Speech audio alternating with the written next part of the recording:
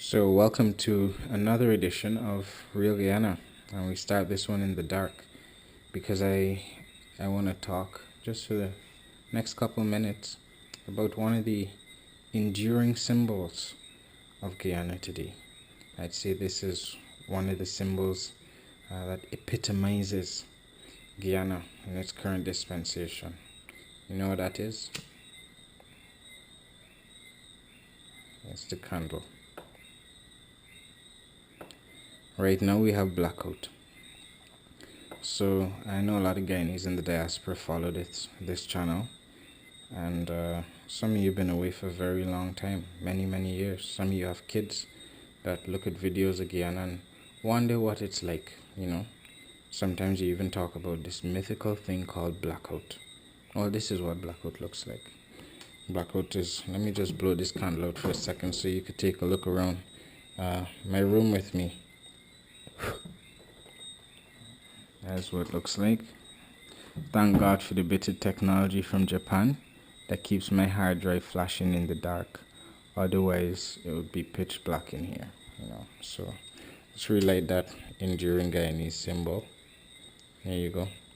It's the light of progress and development.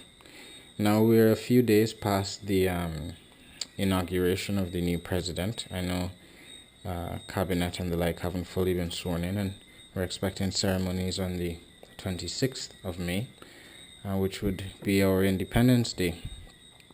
So I'm not making this video to whinge at the new government for the state of, our electricity problem. This is a problem inherited from the PPPC administration. After 23 years in office, we're still in a situation where it's so dark you can't see what's going on. Let's head into the living room. You see, I'm showing you around my house. There's a lot of stuff in here, but none of us can see it. Right? And we'll have a little look outside. There you go. That is what blackout looks like. Now my eyes are probably a lot better than this camera, so I can make out the houses next door. But I'm assuring you, I can't even see the lock here. So open the door. There you go. So that's the sound of blackout. The howling dogs, they're scaredy cats. We call them rice eaters in Guyana, because they don't know what's going on either. The lights just went out, and there's a guy with a security light down the road. So that's how you have that ethereal, pale building kind of lit up there. But apart from that, it's just you, the night sky, the crickets, and these things would all be very romantic were it not for the incessant barking. Have a listen.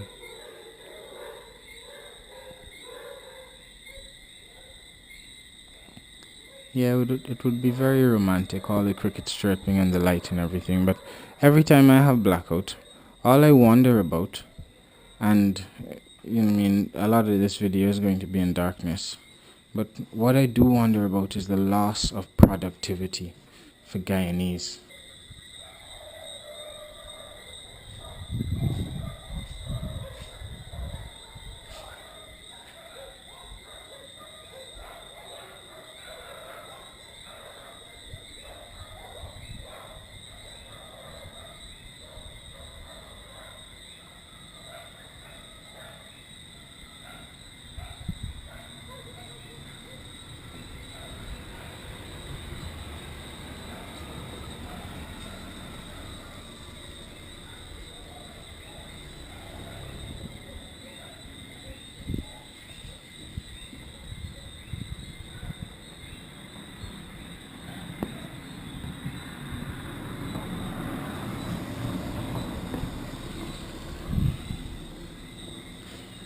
So, as I endure blackout, because you can't enjoy blackout. Blackout is something you endure. As I endure blackout, I often think about the amount it has cost us as a country. The amount of productivity that is lost.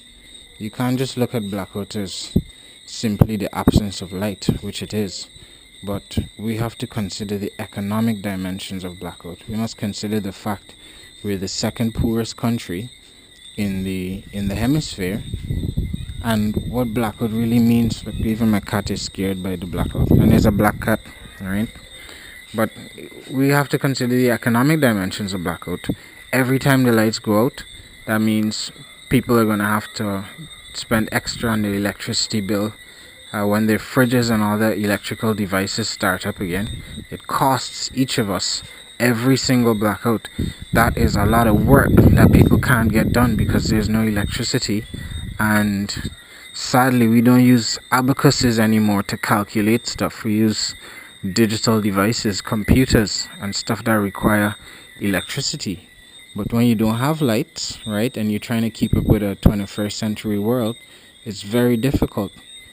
And every single day, I would encourage any of you listening to this monologue to go join up on I Had Blackout. That's a page on Facebook for Guyanese that have blackout. So right there, is a page for all Guyanese.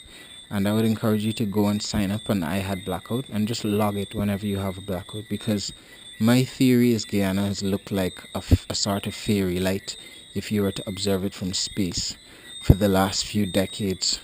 One bit comes on, the other bit goes off, then another bit comes on, another bit goes off. A few years ago in a community of Southern Belt, there's a massive power surge. Loads of people, I spoke to people whose fridges started burning, their microwaves got burnt, their TVs. I've lost 2 televisions myself to just unstable current, low voltage, high voltage. You see it all, medium voltage, no voltage. Right? Currently we have a no voltage situation.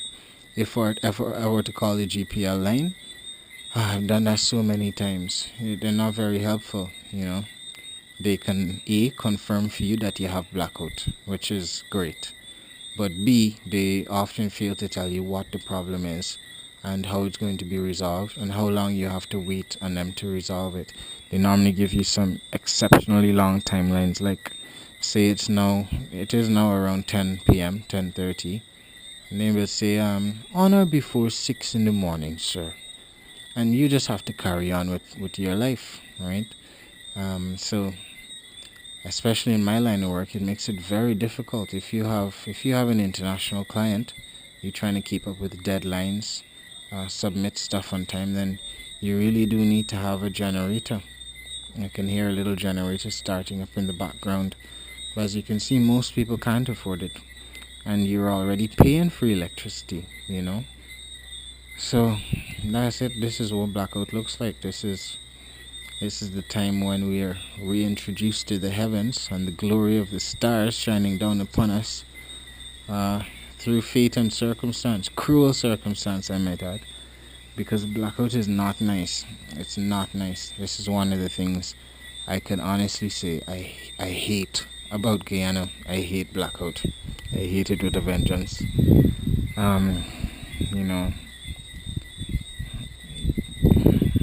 I don't know what else to say, but this is something the new administration will need to take a serious look at. There's no reason why 700 odd thousand people shouldn't be able to have a regular electricity supply. They manage it in Suriname, they manage it across the pond in all the islands. People protest if they have blackout, but we continue to endure this in 2015. This is ridiculous, right? So hoping that you're able to see the same stars I'm seeing, or maybe some of the same clouds. It's easier to see the clouds, and those are lit up because it appears there's another part of the city with light, as is often the case. So again, sign up to I Had Blackout. It's a Facebook page, and I just hope whatever happens to you tonight, you don't get blackout, so you aren't left in a similar situation with itchy fingers because you're twiddling to try and complete some work. I think that's it. We're out.